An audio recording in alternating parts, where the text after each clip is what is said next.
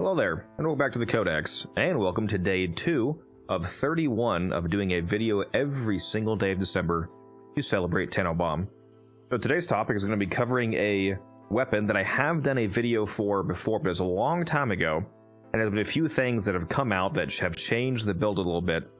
And it's a weapon that I use every once in a while on stream, and almost inevitably whenever I do, people ask me, wow, that performance is really good, what is the build on that? So I figured I might as well actually release a video for you guys so that you can just outright see it, and if you want to use it, you can go ahead and do that. So that weapon is the Dual Toxicist, of course the Incarnate, which a lot of you are probably already aware of. It's one of the most popular, one of the most meta secondaries in the game. However, there is a particular way that I like to build it that I think elevates it to a new level of damage potential and the ability to kill crowds of enemies absurdly fast. So let's go ahead and take a look at that.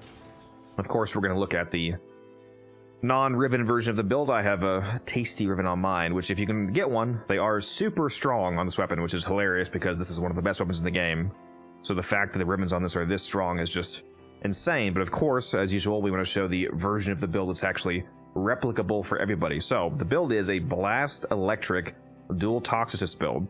Now it is Blast Electric in the arsenal, but you have to remember the unique trait that this weapon has, which says headshots grant plus 150% fire rate, plus 100% ammo efficiency, which does not affect the Incarnate, by the way, and plus 100% toxin damage for 3 seconds. Toxin will combine with mods. So since the toxin does combine with single elements, that means that this Blast Electric is actually going to be Blast Corrosive in missions to give you some armor strip, because that electric will combine with that toxin and become corrosive. So that's a very powerful combination to get without having to actually mod on that additional toxin mod, so that frees up a mod slot, which is really nice.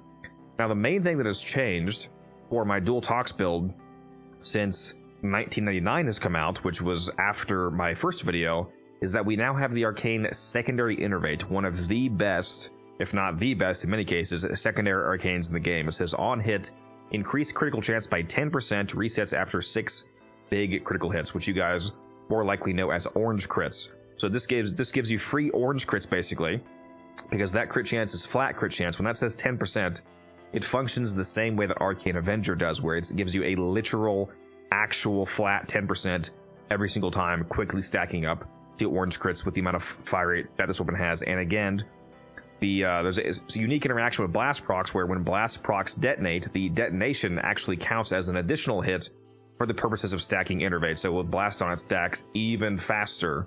They're very, very fast. Now, the really cool thing about that arcane giving us free crit chance and being able to drop the crit chance mod off the weapon is that we no longer have to take the Commodore's Fortune evolution on the dual tox, which you would previously have taken, which increases your base critical chance by 20%. Previously, you were basically forced to take this to have good critical DPS. Otherwise, you would not have good crit scaling for mods from its innately low value. Now we can instead take Ripper Rounds, which says on kill plus 3 meters of punch through for 7 seconds. This is insane because when you activate the Incarnate mode of the dual tox, it says weak point hits. Oh, sorry. Skip. Gain an auto fire mode and ricochet. That's the actual Incarnate mode. So it turns fully auto, very high fire rate, good damage, but it has ricochet rounds. And being able to hit dramatically more enemies when you shoot into a crowd because of 3 meters of punch through means that you're getting a lot more ricochet rounds.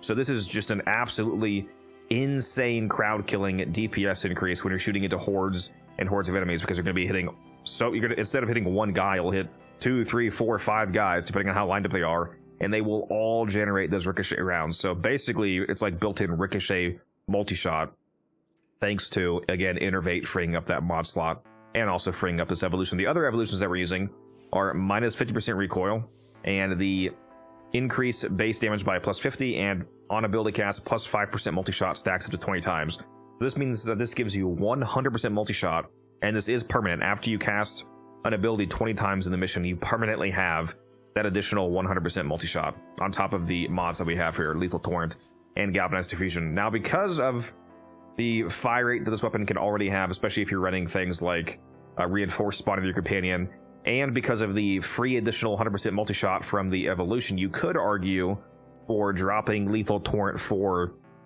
Magnetic Might, and I would not say that's a bad idea. This would give you an additional element in the form of magnetic, 60% magnetic, and it would give you 40% more crit damage, which you would take very good use of, again, thanks to hitting all the way up to orange crits from Innervate, so you could try swapping that as well, and it would work just fine. And of course, since this build is largely focused around blast procs, we are using Pistol Elementalist for that plus 90% status damage. This is effectively a 1.9x multiplier on those blast procs.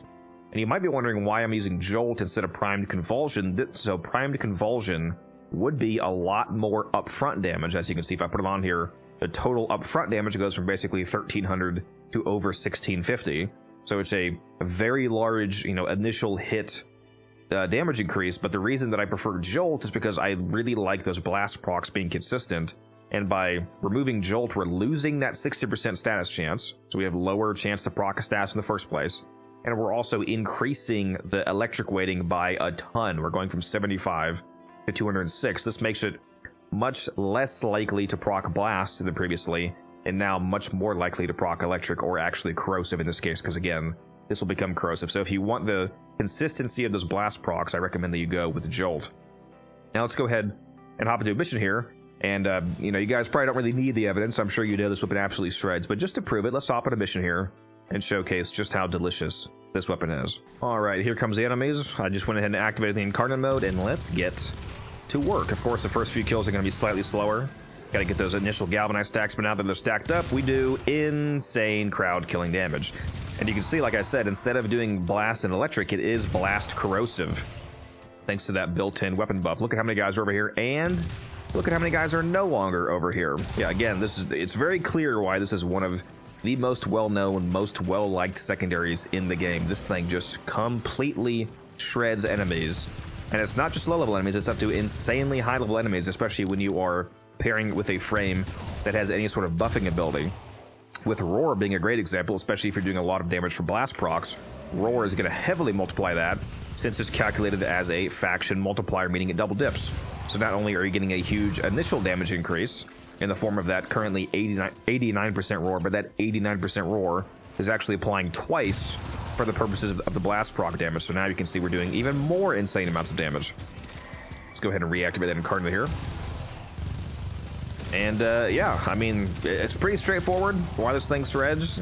Again, in my opinion, I think that due to the 3 meters of punch through evolution existing on this weapon and how that interacts with Ricochet, I do think that objectively makes Innervate pretty much the best choice for this weapon, because it's really hard to argue with the results of being able to shoot through like 4 different guys and have all of them cause Ricochet rounds. It's just such a dramatic crowd killing damage increase. Now you could argue that if you wanted to take the dual tox to something more purely single target focused, like if you wanted to use it for I don't know, like a Thrax killer and Cascade, for example, and you weren't really using it for regular crowds of enemies, then maybe you would argue for a different kind of build, or maybe even something weird like an Acuity build. But for the purposes of the 99% of your playtime where you're just mowing down hordes of enemies in the more normal Warframe mission types, I think this thing is absolutely perfect. Let me go ahead and skip ahead to when an Acolyte shows up to show you the damage it can do against that kind of enemy.